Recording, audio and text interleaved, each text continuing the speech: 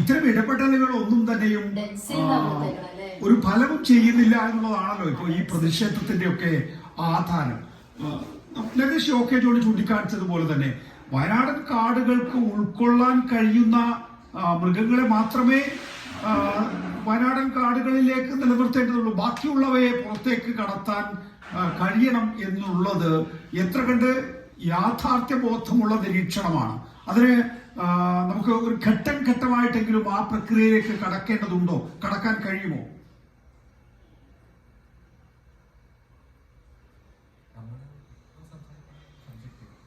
മൃഗങ്ങളെ ഇവിടുന്ന് റിമൂവ് ചെയ്യുക എന്നുള്ളൊരു കാര്യം മാത്രമാണ്.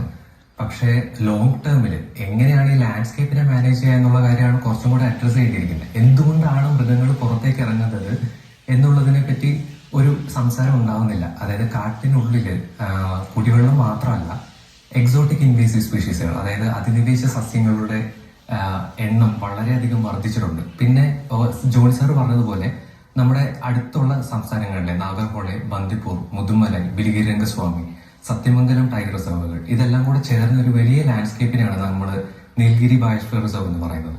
അതിലെ ഒരു ചെറിയ പോർഷൻ മാത്രമാണ് വയനാട് എന്ന് പറയുന്നത്.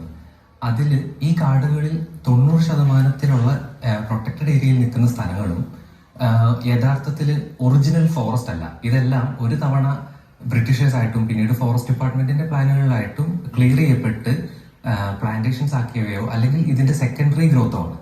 അപ്പം അതിനുള്ളിൽ ഓപ്പൺ ഫോറസ്റ്റുകളിലാണ് പൊതുവെ ഇങ്ങനെ മൃഗങ്ങളുടെ, അതായത് നാൽക്കാലി ജീവികളുടെ എണ്ണത്തിൽ കൂടുതൽ ഉണ്ടാവുക. അപ്പം നല്ലൊരു പ്രൊട്ടക്ഷൻ കിട്ടി തുടങ്ങി. ഇപ്പം ഒബീസ് ആയിട്ട് നമ്മുടെ കാടുകളിൽ മൃഗങ്ങളുടെ എണ്ണം കൂടുന്നുണ്ടെന്നുള്ളതൊരു സത്യമാണ്.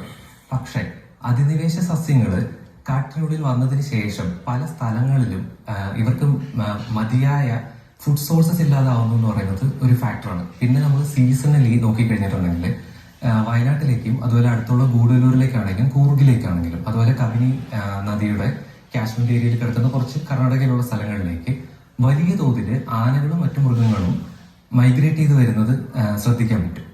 അത് എല്ലാ വർഷവും നടന്നിരുന്ന ഒരു കാര്യമാണ്. പക്ഷെ നമ്മളിപ്പോൾ റീസെന്റ് ഒരു 4-5 വർഷത്തെ ഡേറ്റ് നോക്കിക്കഴിഞ്ഞിട്ടുണ്ടെങ്കിൽ ആളുകളുമായി ഇവർക്ക് കോണ്ടാക്ട് വരുന്നതും മാൻ ആനിമൽ കോൺഫ്ലിക്റ്റിന്റെ അളവ് വർദ്ധിക്കുന്നതുമായിട്ടും കാണാൻ പറ്റുന്നുണ്ട്.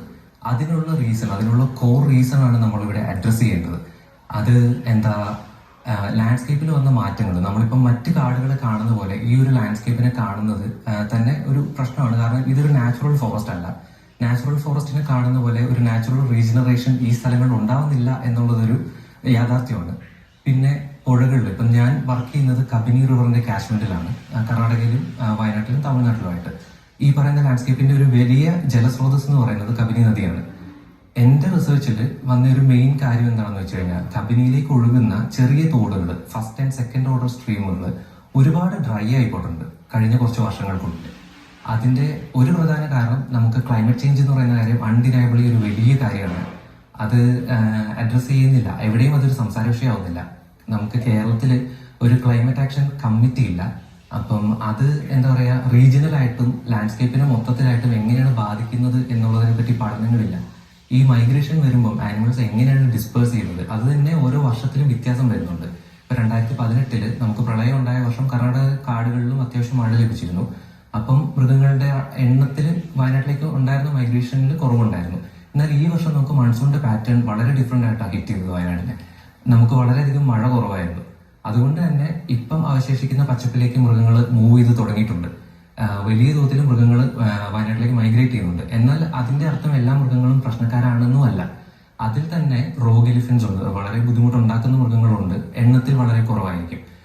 കടുവകൾ കൂടുതലും ഈ ഫെബ്രുവരി, അതായത് നമുക്കിപ്പം ഒരു ഒക്ടോബർ ഹാഫ് തൊട്ട് ഒരു മാർച്ച് ഹാഫ് വരെ നമുക്ക് ടൈഗേഴ്സിന്റെ ബ്രീഡിംഗ് സീസൺ ആണ്. ആ ടൈമിൽ ഒരു പുതിയ ടെറിട്ടറിയിലേക്ക് വരുന്ന ടൈഗർ ഒന്നെങ്കിൽ അവിടെയുള്ള ടൈഗറിനെ ഡിസ്പ്ലേസ് ചെയ്യും, അല്ലെങ്കിൽ ഈ ടൈഗറിനെ അവിടെയുള്ള ടൈഗർ ഡിസ്പ്ലേസ് ചെയ്യും. അപ്പം എന്താണെങ്കിലും ഫൈറ്റിൽ ഇഞ്ചുവേർഡ് ആവുന്ന അപകടങ്ങൾ പറ്റിയ മൃഗങ്ങളാണ് കൂടുതലും മനുഷ്യവാസ മേഖലകളിലേക്ക് ഇറങ്ങുന്നത്. അങ്ങനെയുള്ള മൃഗങ്ങളാണ് പ്രശ്നക്കാരാകുന്നത്.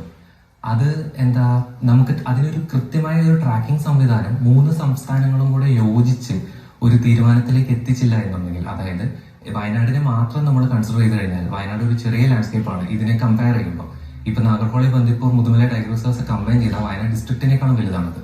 അപ്പം നമുക്കൊരു പ്ലാൻ, അതൊരു ആക്ഷൻ കമ്മിറ്റി പ്ലാൻ കൊണ്ടുവരുമ്പോൾ തീർച്ചയായും ഒരു ആക്ഷൻ കമ്മിറ്റി പ്ലാൻ ഉണ്ടാകണം എന്ന് മാത്രമല്ല അതിനകത്ത് 3 സംസ്ഥാനങ്ങളും വേണം എന്നുള്ളതാണ് ഏറ്റവും പ്രധാനപ്പെട്ട കാര്യം.